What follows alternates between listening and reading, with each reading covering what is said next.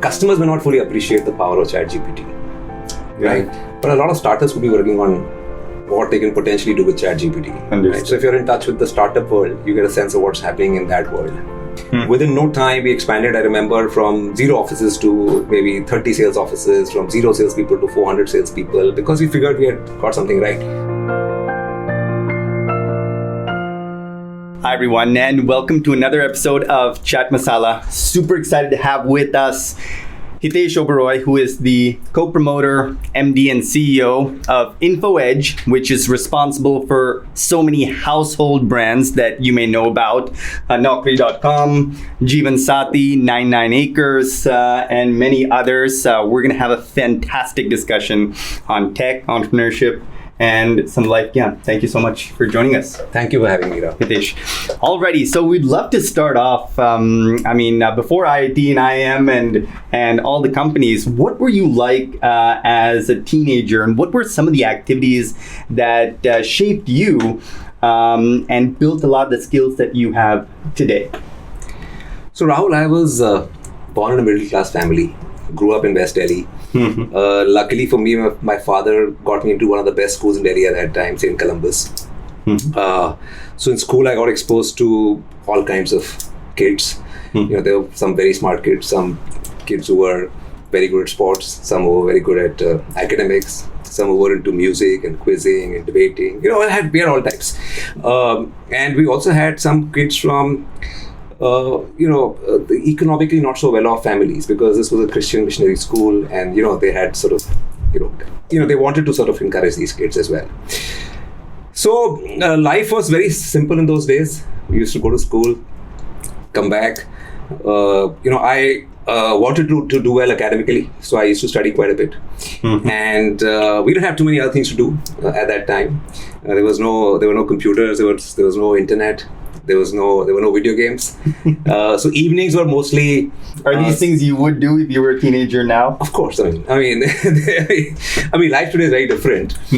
Back then, I remember we had the Asian Games in '82 in India, and that's when we got a color TV in our house. 82. Okay. 82, and then after that we got a VCR. So we could watch what we could high-tech movies. VCRs, yeah. Right, but evenings were basically spent with friends. So for 2 hours every day, I would go out in the evenings and play a game of football or cricket, and then hang out with friends and chat about a lot of things. So it was a lot of work and a lot of fun, and with friends and a lot of play. That's how it was in those days. No, but I think that's very interesting, because there's a lot of research into unstructured time, and that's something that kids don't always get these days. But perhaps, would you say that during those play sessions, you developed a lot of the leadership, teamwork skills that you use today? Is there a connection there, perhaps? No, absolutely. See, because I think I used to look forward to that time. I remember I used to come home from school, but both my parents were working. So I was pretty much on my own. And, I used to look forward to the clock striking 5 p.m. because that's when I would go out and we would... But you were so self-disciplined. Okay, you would finish your homework and only at 5 go out? Yeah, because it used to be hot, and most kids would come out at 5 o'clock in the evening, and that's where we would all get together and play a game, and then hang out and discuss a variety of things. See, there was no internet, so there was no way of knowing what was happening in the rest of the world. Yeah, we were completely disconnected. We had no idea, of what the world was. Sort of things you discussed on a daily basis? Of course. While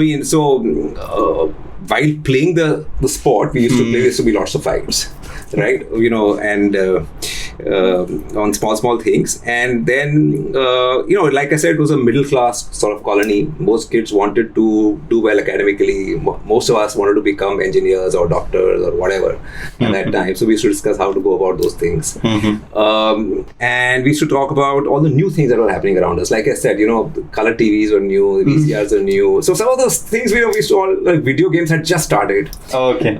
So every now and then you would get a guy who would get access to a video game, and then we used to also discuss cricket a lot, because cricket was the big thing in those days. Of course, there was no IPL, there was not, but there were very few avenues of entertainment. And I remember... were there ODIs back then, or was it ODIs had just started. ODIs started. Yeah. Okay. So, but India used to go overseas, and the test matches are very big. 5-day test matches. Now nobody watches them. So 80s, this was the time of Gavaskar. Yeah, Gavaskar, Okay, Kapil okay. Dev. 83 is when India won the Yes, first World yes, Cup. exactly. It was a very That's the weak movie. team at that time. And I remember India used to go to West Indies to play cricket. And we used to be glued to our transistors. We used to listen to cricket commentary on our transistors. Oh, wow. Because there was no Oh, telecast. Okay. And then after a while, when we got color TVs, etc. in our house, and the quality of broadcasting improved, and one day international got reduced, then India used to go to Australia. And the matches were telecast early in the morning. And we would get up at 5 a.m. in the morning to watch cricket. And see, there wasn't much to do. There was no satellite TV even. Oh, Forget about, there was only Doordarshan. Right? And therefore, we had one movie on a Sunday evening and 2 Chitrahars during the week. And that's all we had for entertainment. And therefore, it was all about going out and meeting friends and spending time with them and playing outdoors. Unfortunately, that's not what a lot of kids end up doing nowadays, but that's how life was really. But the lesson is work hard, play hard. Yeah. I think that's there. So then you got to IIT Delhi. How did your passions evolve through college?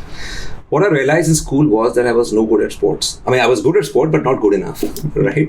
I was not good enough with, Much better at other things. I was better at I was good at math, right? I was reasonably fascinated by science in my class 9th grade and 10th grade. And we had some very good teachers who inspired us at that time. And like I said, the whole sort of atmosphere at home and everywhere, wherever I sort of went was around, listen, if you want to do well in life, you should become a doctor or you should become an engineer. And, or at, worst case, become a chartered accountant. Right? That's how, at least that's how we Maybe were. a lawyer. That's Yeah. how we were brainwashed, in some sense at that time. And and since I was good at math and science, I figured it was IIT, which I should be aspiring for. Yeah. And luckily for me, the colony I grew up in, every year we had one kid who would sort of go to IIT from that colony. And not just go to IIT, we would have one kid in the top 100 every year. And, I got to know those kids and I sort of understood. I'm just curious, was it self-study or did you join one of these training centers that we have today? So I took the JEE in 1990. Right? So there were no training centers at that time. But we had correspondence courses available. So there were 2 sort of players who were very famous at that time. There was Agarwal classes and there was brilliant tutorials. And they had these correspondence sort of, they used to basically teach you they used to send you material by correspondence. They used to mail the stuff to you, snail mail. Wow, okay. And physical mail, right? Because Like there was no email. There are notes and textbooks. Got it. And then you would start, and there were lots of practice questions, and you would do those questions, and that's how you would prepare for But it. where's the course? They would send you material, They would send us but material. would there be any interaction? No with- interaction. No Oh, interaction. okay. No interaction. So they would send you tough questions, and they would send you some notes, and then you were supposed to do those questions, and they would send you answer booklets. Got That's it. how we prepared for IIT. Around the time I took the JEE, the first physical coaching centers came up. Got it. Okay. Right? And then they became popular over a period of time. Interesting. Already. And what activities did you do in both undergrad and grad school? And what were your thoughts on your future at that time? And how do you make decisions about your future course of action? So, I made it to IIT. I did very well in the JEE. I got into computer science, which was supposed to be the sort of, the stream to get into those days. Though I was not particularly excited about computer science because I had dabbled in with computers in school in my class 9 and 10th grade. And while I liked computers, the idea of, sitting in front of a computer and programming for long hours didn't really appeal to me. But it was, so for some reason I wanted to sort of, I was a hardware buff, I wanted to sort of build things, right? But because I got a very good rank, people pushed me to take computer science, which is what I ended up doing. Nothing has changed. At IIT. And, but let me tell you, see, for me, IIT was very hard actually. I made it to IIT, but it was a tough time. I took my time settling down. The computer science sort of branch is very competitive. And IIT is all about relative grading. Right, and it was a very competitive place, a very hard place. And for the first time, I was staying away from home because even though luckily I was in Delhi, so I could go home on weekends. Got it. But I had a tough time, so I didn't have to get too much time to think about too many things at IIT because I was a little stressed out. And but towards the end, I realized, a lot of the kids in computer science would, even at that time, went overseas for their masters. Right? They used to get scholarships and then go overseas. Nobody could afford a foreign education. They couldn't afford to pay for it themselves, but they would get these scholarships in the not so well-known universities. Some of the best ones made it to the best-known universities, but others also made it to some universities overseas. And I realized during my 4 years, that somewhere in the middle, I realized that computer science was not going to be, but you couldn't change your stream at IIT. You had to, because I had chosen computer science, I had to major in computer science. There weren't too many options, and so I graduated in computer science. But towards the end of, I decided to sort of pursue a career in management, and then I took the CAT, and then I made. Did you go straight from IIT to IIM? Straight from IIT to, and back in those days there weren't too many opportunities actually. Also in India, so India was just opening up. This is '94. TCS and Wipro had just started hiring. Indian IT services companies are beginning to happen. So most kids who graduated from IIT, even at that time, they either went overseas, or they did an MBA, or they applied for civil services. Did you consider going abroad, and if so, why did you decide to? I did. I did consider going abroad for a while, but I decided against it because of two reasons. One, I just felt I should be in India. Right? And two, like I said, I didn't see myself pursuing... Follow your heart, intuition. I didn't see myself pursuing a career in computer science. Right? And so, it was not the done thing to get into management courses overseas at that time, because I think that required you to have some experience and, work experience. So nobody used to apply for a management program overseas. People used to apply for a master's in computer science. So I didn't want to pursue that, and I wanted to stay in India. And then I heard about, and then I came across a few people who, a bunch of people, like I said, in their fourth year at IIT used to start preparing for IIM and CAT. And so I said, maybe this is what I want to do here. Maybe this is what I meant for. The other thing which helped, and we made up my mind, and actually, the IITs had a great system even back then. Even back then at IIT, it was mandatory for you to do for everyone to do at least 4 courses in humanities. Oh wow! Right, and because I decided at some point in time not to pursue engineering as a career, I did 8 of them, not 4 of them. Right? The liberal arts. And when I did those, do you remember which courses? I remember. So I did a couple of courses in economics. I did a course in psychology. I did a course in English. I did a course in accounting. So because of those courses, I got exposed to some facets of management. Okay. And that's why I decided, maybe this is what I'm meant for. This is what I should be doing. Achha. So that's how I switched. So I think the lesson is kind of really explore different domains, because you never know what resonates with you. Yeah. Okay. So you found that. Kind of moving into your professional life, when you were just at the cusp of entering the real world, how do you make decisions regarding? Did you think about which industry would really take off, or did you think more about the brand name of the organization? How did things play out for you? See, again, I want to remind everyone who's watching this that this was the 90s. So there was no internet. We had no access to what we have, were completely uninformed about what was happening in the world. So when I went to IIM, it was a very standard system. You had a placement week after you finished your course, and you had companies coming to hire kids, and you had day 0 companies, day 1 companies, day 2 companies, and the best kids wanted to get hired by a day 0 company or a day 1 company, because those companies would pay the most, right? But I think the choice people used to make in their head was whether they wanted to be in finance or marketing or consulting. Consulting was just starting as a career option. But finance was established? Finance was reasonably well established, but more corporate finance and the banking kind of jobs, not so much investment banking. Marketing was very big in those days. So the big companies on campus, the most admired companies on campus were the big banks. The MNC banks at that time, because Indian banks are not so big. And companies like Hindustan Lever and P&G and the likes, Colgate Palmolive, these kind of companies. Citibank of the world, the American Express Bank, the Bank of America. McKinsey had just started hiring at that time. So these are the companies we went for, yeah. Got it. And then after a while, you figure things out. That's how it was in those days. Understood. Cutting to maybe today, I think one thing that a lot of people find so interesting about you is that, you're able to manage across so many diverse industries. I mean, you have Naukri, you have Jeevan Sathi, very different brands, different objectives.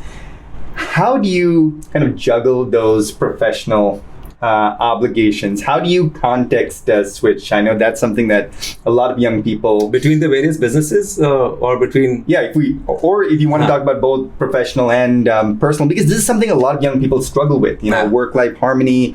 You're pulled in so many different directions. You got your academics, extracurriculars. So can you give us some time management, work management yarn? So listen, see that we can act on. Yeah. Yeah, you see, all of us are juggling many balls at the same time.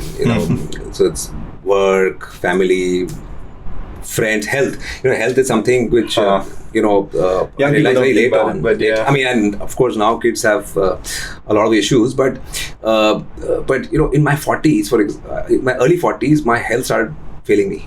So I used to get my asthma came back, which I used to have asthma as a kid. Then it disappeared. Then it came back. I had a lot of back issues. Maybe a lot of the hard work we had to put in the early days of Naukri sort of led to all this. And so you're constantly juggling these balls, and it's a little tricky because you don't realize when you could drop one. And you can drop one of these balls at any point in time. So I think the first thing to sort of, which everybody should understand, is people should be aware, right? That these are the balls you're juggling, right? And if you're not careful, you can drop one of these balls. And before you realize it could be too late. So I think awareness is very, very important. Then, and there could be times when, something becomes more important. Like in the early days of Naukri, work was very, very important. Right. Because we were building something from scratch. It was not easy. I was lucky to have a lot of support at home.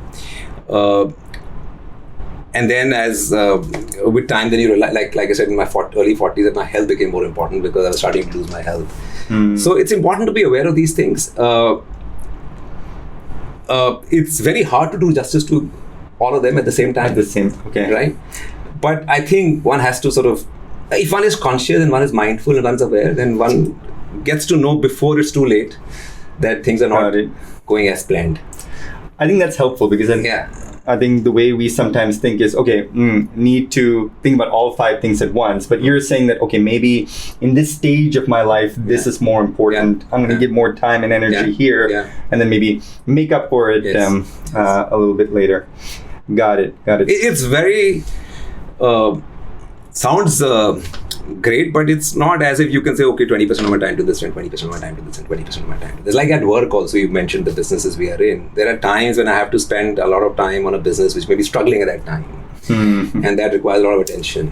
And then once you fix things, you move on and you do something else. And then you come back to it only if you're required, sort of, right? So it's a bit of... but it's not as if, since I'm running 5 businesses, 20% of the time to this business, 20% of the time to this business. So I don't operate like that. I don't find that very effective.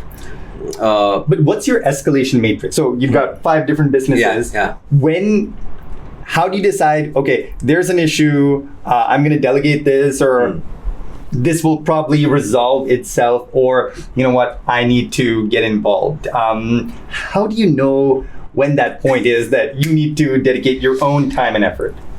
Yeah. So you have to be focused on the bigger picture, right? You have to have the bigger goal in mind all the time, on which this is where we are headed. These are the 2 or 3 things we need to get right. And as long as things are moving in the right direction, it's okay, right? It's okay if it takes 3 more months. It's okay if it moves sideways for a while. But as long as you're moving in the right direction, it's fine. And you would want to delegate more and more so that your time gets released to do more things. And you feel sort of constant. And there's a trade-off here because, sometimes you feel that if I do it, I can do it faster if I do it myself. But if I have to hire people, then I have to first train them, and then they have to come up to speed and so on. But as long as, things are moving in the right direction, you let it be, right? You should be able to pick up the signals when things are going south quickly. So you have to sort of be aware of that. So how do you, for example, in our business, like during COVID, for 2 years we were not at the workplace, and we were not in the market also. We didn't know what was happening, right? And people were operating from home. It's very easy to miss a few things when that happens. When something like that happens, right? Your competition may move ahead and you may not even get to know. Right? You may, because you're not in the market, you're not looking at data, you're not meeting customers, you're not talking to people, right?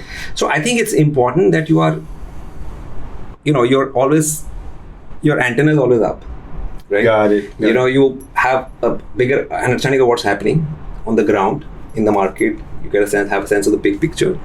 And if things start going south, you should get to know early. And you get to know early by having your finger on the pulse and talking to customers. What are some other channels you've established to pick up some of these early warning signs? Yeah. So we are a large company now. We have 5,000 people. So we have a big HR department. So that's a very important function to invest in.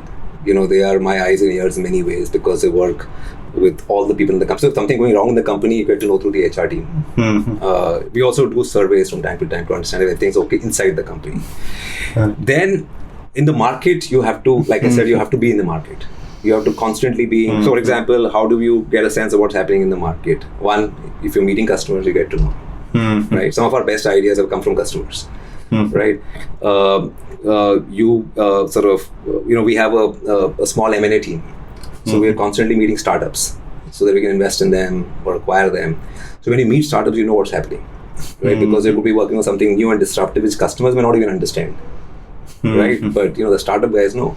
Because like, for example, Chat GPT today, right? Customers may not fully appreciate the power of Chat GPT, right? But a lot of startups could be working on what they can potentially do with Chat GPT. Right? So if you're in touch with the startup world, you get a sense of what's happening in that world. Got it. So stuff like this. So you have to be like, you have to have your eyes and ears open. Understood. So even within the organization, with customers, but also startups and others in the space. Lovely. Bring it to young people. So if I know there are a lot of young people who are looking to start their own companies, they want to join the startup world. They've got their own dynamic ideas. What would be some advice you would give to a 22, 25-year-old who really wants to build something that lasts as you have? So I always tell people 3 or 4 things. See, one is there's a lot of people want to start companies and do stuff, but very few end up actually doing, because there's a very big step between a lot of people want to do stuff, they have ideas and they have lots of ideas, but they never take the first step. And so I think that's a very hard thing to do. So my advice to people who want to start companies is first start. That's because most people don't end up doing that, right? Of course, you may want to get some experience behind your belt. You may want to start at the right time. You want to start when you have a good idea, right? You don't start without an idea, right? So yes, all those things are important, but you have to start, right? Then the other thing I tell people is that you have to understand that it takes time. Right. So if you think you're going to be because you have a great idea, you'll end up building a company in a couple of years and you'll become rich and famous, that's not going to happen. Right. That happens to maybe 1 in a million people. When you started Naukri, how much time transpired between your starting Naukri? You mentioned that, the early years were tough. So starting and really having that validation from the market, like, oh, this is going to be big. How many years transpired for you? So actually, when we started, the world was very different. Like I said, even when we started, the startup world was also very different. There was not enough funding available. Nobody was doing startups. So we just wanted to build a small business. We were not thinking of building a unicorn at that time. And when we wrote our first business plan for ICICI Ventures, we were doing 3 lakhs a month at that time, and we said we'll do 20 crores in 5 years. And they were like, this is not aggressive enough. And we said, listen, even this is going to be very hard for us to do because this sounds like a lot. And we can't see how we're going to get there, right? And if we get there, we think it'll be a great achievement. So we were not out there to build a unicorn. We were not out there to build a large company. We wanted to just build a small, profitable business so that we don't so that we didn't have to go back to working, for another company. That was our goal, and that was our objective at that limited objective at that time. This is so interesting because like what you hear from from a lot of coaches and gurus online is think big, imagine the unicorn, the decacorn, but you're saying just really focus on year by year, making things profitable, building a sound foundation, and then things. And absolutely, and I've seen so many companies and so many good ideas. I've seen so many accidents happen because companies were just too aggressive, and they became aggressive because there was easy money available. But isn't aggression important, or how do you draw the line between aggression, like good aggression? I don't know what you would call it. Maybe dynamism, and impatient aggression. Do you have any? So dynamism is great, right? So once we figured out the right model for ourselves, we were very aggressive in the field, right? In the early years of Naukri also, once we got our product market fit right, once we figured that we had the right formula, within no time we expanded. I remember from 0 offices to maybe 30 sales offices, from 0 salespeople to 400 salespeople, because we figured we had got something right, but we did it the right way, right? I see too many companies starting too many businesses without building a strong foundation, without building a strong core. So if your core business is profitable, doing well, growing, you're a leader, you built a brand, and then you get into other areas, it's fine. Right, but without getting your core right, because you have access to capital, because you have resources, you start doing too many things, and just to build a valuation is not a great idea. And I've seen many accidents happen when people think like that. I think this is great advice, not just for startup founders, but for any individual. Like you have to really think about what is your personal or human brand. Yeah. What can you do better than anyone else? What's your core competency, and not spread yourself too thin, essentially. Lovely. We're talking a lot about the professional angle. What about the personal? Maybe right now, how do you structure your day from the time you wake up to the time you fall asleep? And how do you optimize and maximize your output in all spheres of life? So firstly, I don't think about maximizing my output. Okay. And thus you do. Right.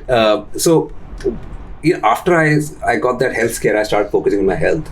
And as a result of that, I started getting up early in the morning. So for the last few years, I become an early riser now. How early? Like 5, 6? Sometimes I get up at 4 a.m. also. Oh my God. But I'm usually a common theme that's coming up. But I'm usually Kids wake up early. Yes. But I'm usually up by 5:36, right? Okay. Wow. And it's also a good time because nobody else is up in the house at that time, and I get a lot done in those 1 or 2 hours. But what do you do in these early morning hours? So I first prepare myself a good cup of tea. I love drinking tea, and then I usually get onto my WhatsApp and email and some work related stuff. I spend an hour, I send out some emails, mostly the long ones in the morning, right? And I'm done with all this by maybe 6:30, and then I nowadays I play tennis, so it's something I picked up in the last few months. So like 5:30 to 6:30, you do these emails, and then I do my emails. Okay. And then around 6:30, I sort of go for a game of tennis. 6:30, 7, or if not tennis, I go for a run, or do some work out at home.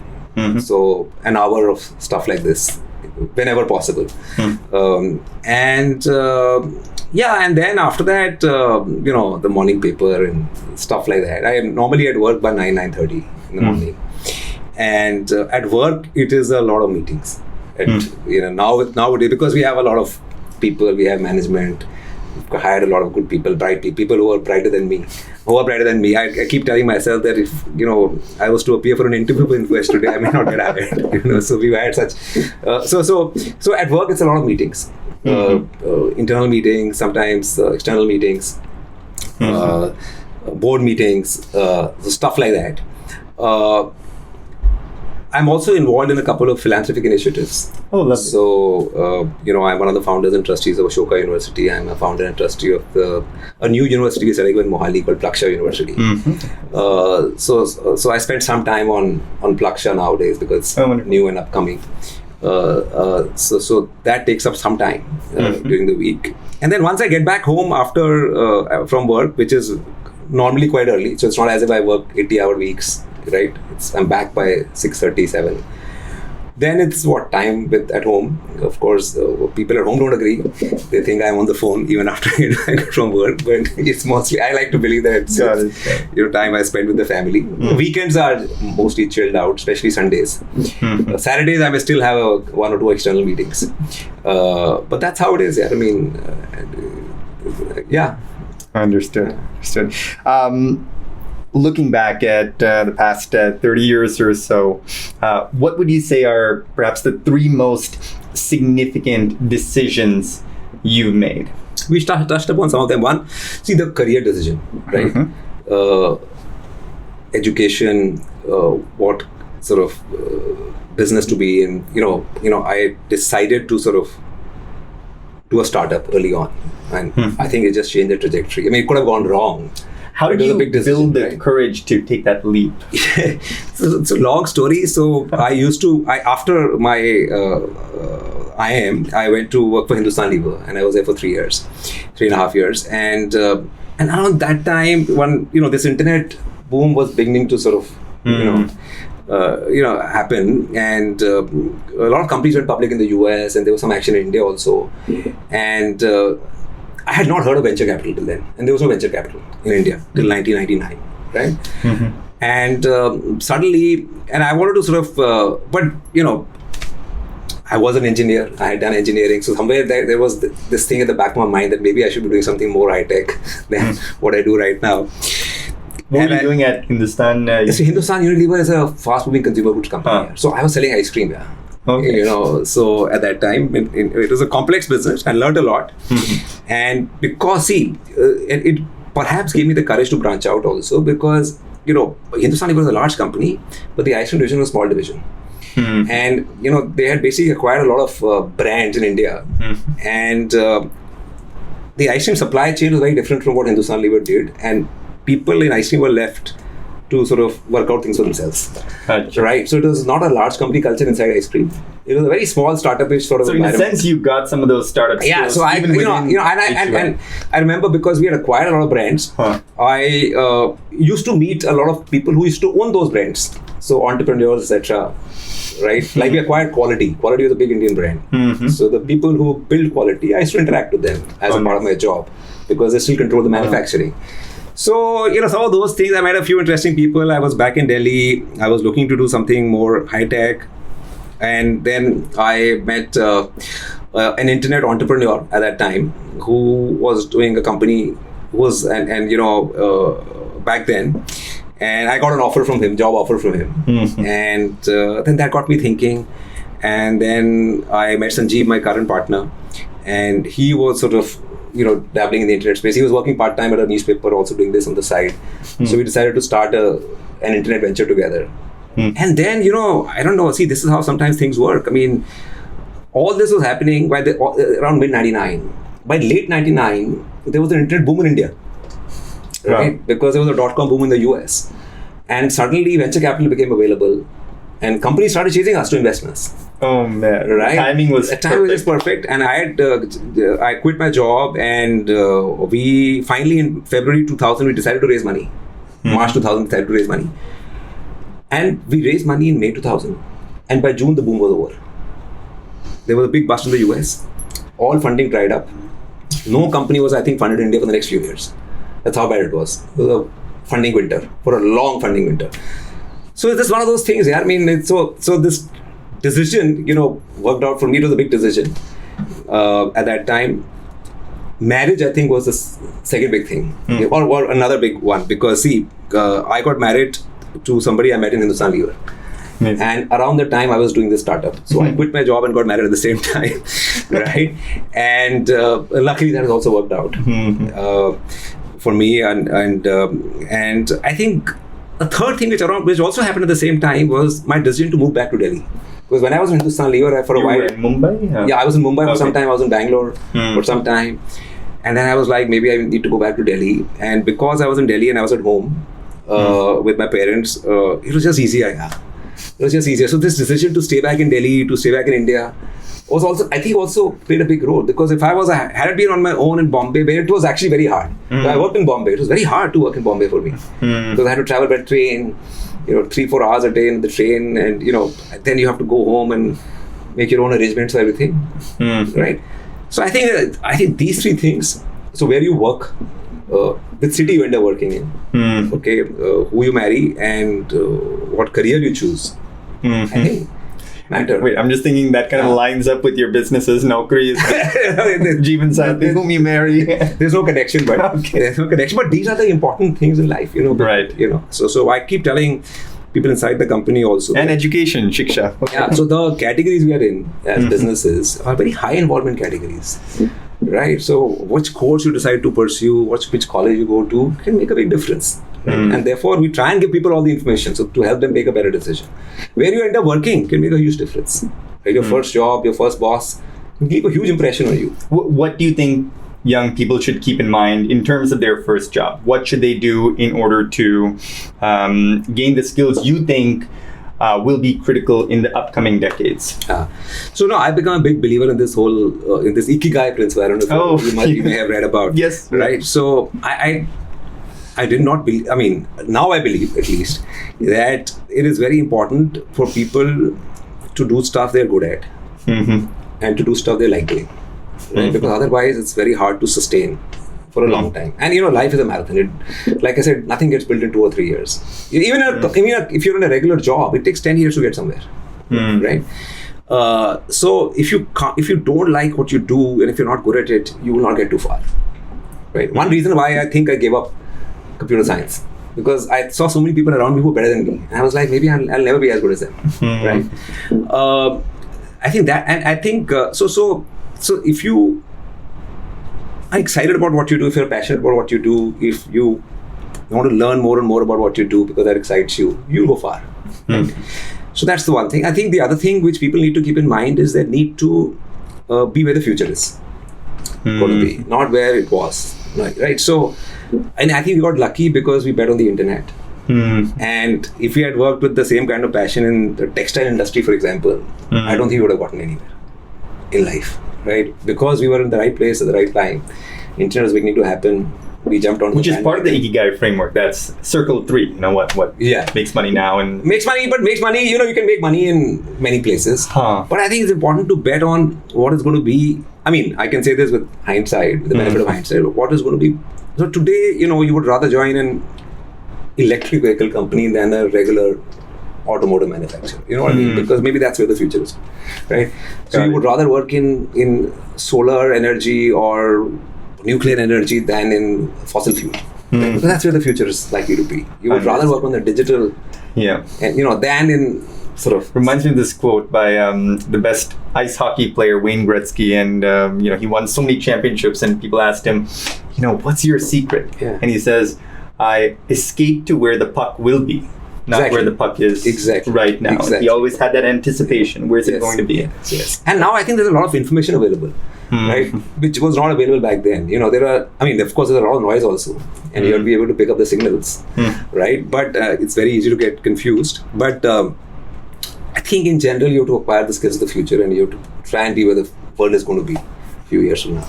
Got it. Any other advice you would give to, or maybe another way to ask is, what is it that you know now that you wish you knew when you were 20?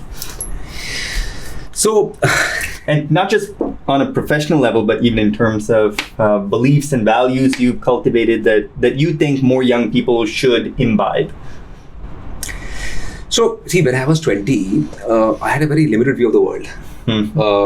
And I think a lot of youngsters, even today, feel that if they're not doing well at whatever they're doing right now, they don't have a future. I don't think that's true, right? I think the world will give you many opportunities. And so if you're not doing well at something today, it doesn't mean that's the end of the road. It's a rapidly changing world. There are, many more opportunities than there were earlier. So I don't think people should get disheartened and disillusioned if they're not doing well at this point in time, right? You might have taken a wrong call. You might, like I was in the wrong course. Right? That's what I think, at least, right? Then I got it right. Things changed, right? So I think that's something people should understand, that there'll be many opportunities. So don't get too stressed. That's something that has kept coming up. Yeah. and grades matter, but it's not as if they're the only thing that matter, right? So many other things matter as well. And what are some of those other things? So, for example, I'm very fond of telling people this, that the technical skills may get you a job, but they won't get you promoted. So unless and until you acquire the softer skills required to succeed in life, you won't do well in life, right? So I, for example, am a big believer in integrity. So you should honor your commitments. You should be sincere about what you do. You should keep your promises. You should, build relationships, build partnerships. These things matter, right? You need to have good people skills, right, to succeed in life. So unless and until you invest in sort of acquiring these softer skills as well, after a while you can hit a ceiling. Got it. Okay. I think that's really helpful. So moving on to the rapid fire, we love doing this. What's one value you hold really dear? I know you mentioned integrity. Anything else you would say? Hard work. I do believe that, and I've seen it also many times, that hard work beats talent if talent does not work hard. So I think it's, you may be very good, you may be very smart, you may be very bright, but you still have to work hard. Got it. Lovely. What's one business you wish you had invested in earlier? I had the opportunity to buy more InfoEdge stock early on because there were some founders, etc. Early guys who wanted to exit, but I didn't have money at that time, and I wasn't even sure of how the company would do. So I passed, and I know somebody who bought, and he's done really well for himself. You've done great too. Okay, excellence is blank. So excellence is hard. It's rare. It's undervalued. Undervalued? What is it? See, Google was not the first search engine, right? But they were the best. Many people sort of feel, at least even in the startup world, that if you're early, if you're first, you make it, right? But time and again, I've seen that people who do a better job make it in the long run. I mean, so even Facebook was not the first social networking platform. Apple was not the first phone company, right? But they were just, and they were just too good at whatever they did. They were brilliant. They were excellent. Got it. And this goes back to your point about patience, right? And it takes time to build something. Yeah, I think one, it takes time. Two, I think it's also whether you believe in it or not. And I'm not saying that it should be the strategy every time, right? Because often I see myself telling people at work also, listen, let's follow the 80-20 principle, right? 20% of the effort will get you 80% of the result, which works up to a point. But if you really want to become great, then you have to get the remaining 20% as well. Which is hard. But how do you know when, okay, we got to get this done. Yeah. Now, is it that 80-20 or is it that 99-1? How do you differentiate between the two? So I think if you don't have competition, then you can get away with 80-20. Okay? But if it's a competitive space, it's not enough. Got it. And after a while, you have competition.